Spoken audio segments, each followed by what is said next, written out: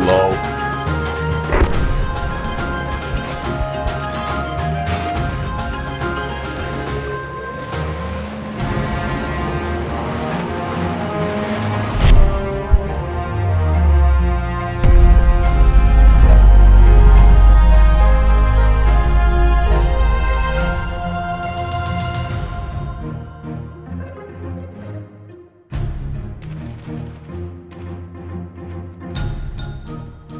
While playing Battlefield 4, I've learned two things: that Domination should be renamed to Clusterfuck Deathstreak Simulator, and that Battlefield 5 is set in World War 1. Alright. So, Battlefield 5 set in World War 1 is just a rumor. Still, it doesn't deflect the fact that it is stupid. Here's the reasons why a World War 1 setting for Battlefield is stupid. First thing you have to put in mind is that World War I took place in a very long time ago. The battlefield at that time was very different from modern warfare, and when I say battlefield, I mean the field of battle. Anyways, that might not matter as Battlefield isn't exactly the pinnacle of realistic virtual warfare. Still, you have to take that into consideration. World War I was mostly fought in trenches, wilderness, or open battlefields. So map design has to account for that if they're gonna make it look like an actual World War I map. Adding to that is map size. Guns in World War I weren't exactly long range, with most sniper rifles ranging out at 600 meters, which is roughly around about 650 yards, which is not bad, but when changing to smaller caliber rifles, this might be an issue. World War I had an abundance of weapons, from the Canadian Ross rifles to the American Springfield rifles and the Russian Mosin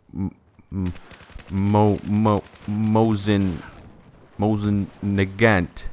I think I spelled that correctly. Anyways, it also had the British Lee Enfield rifles and many more. It doesn't take more than a simple Google search to know a lot about World War I, and from that, it doesn't take that much to know that World War I is not a good setting for Battlefield. Other than the maps and whole aesthetics of the game, gameplay would have to be completely shifted for the purposes of this game. Gameplay would have to be a lot slower, and it would rely more on accuracy and less on putting bullets down range. This would shift the game from being an epic scaled action-packed game to be a smaller, quieter, and more competitive setting. Since the common weapon used in World War I is a standard rifle, customizations like sights, lasers, and grips would have to be completely thrown out. The only thing you could add are scopes.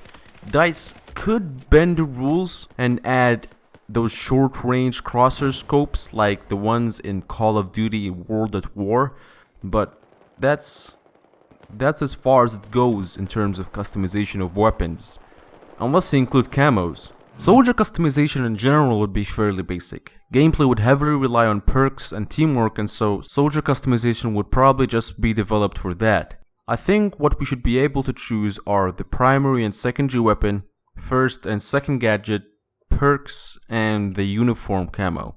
The things you'd be excluding is knife choice and weapon customization. You see, this is why a World War I battlefield is stupid. It just constricts all your choice abilities and the creativity in development, as everything must fit a certain theme. However, let's just consider that World War I isn't stupid. Consider, just for a second, or for the rest of the video. So, how would a World War I battlefield work? This game would have to rely on four things: authentic setting, realistic environment, realistic gameplay, and realistic weapon design. Authentic setting depends on things like an original and interesting story. The best thing about World War I is that it already happened. It's an actual thing that happened in the past, meaning that DICE wouldn't need to think of a non-fictional story. Their story can be inspired by all the real actual battles that happened in World War I. This might decrease the size of their creativity thought process, but focuses it on a single war, helping making a much better story for the campaign. Because honestly, the previous two Battlefield games didn't really have good campaigns. Battlefield 3 might just slightly pass, but 4 and Hardline, they're just bad. Also, with an actual war for their story, they could help elevate it by making it more character and player driven, meaning the player makes choices to drive the story forward and making the story contain multiple branching paths, and the characters around you are better developed to have a memorable connection to them, rather than them just being some forgettable NPCs. This increases player interest in the story and helps the game's replayability. Second thing is realistic environment. This basically falls down to how well the world is built around you and how the characters are designed. This is basically the feel of the game. And since World War I was incredibly brutal, this game needs to be realistically gory. We all know that Battlefield is known for its destructibility in buildings. But what if we add that to people? Virtual people, I mean. This game needs to have an accurate decapitation system. I mean, it shouldn't only have a head popping out when you get a headshot, it should have parts of the head broken when you get a headshot. Same with the legs, arms, penis, or vagina. You know, Gamergate. But you get my point. If this game is gonna have a World War I setting, it needs to have a brutal, bloody environment.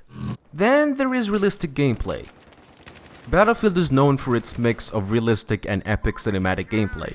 It helps the game stay interesting and fun. This needs to be dialed up to 200 for this Battlefield.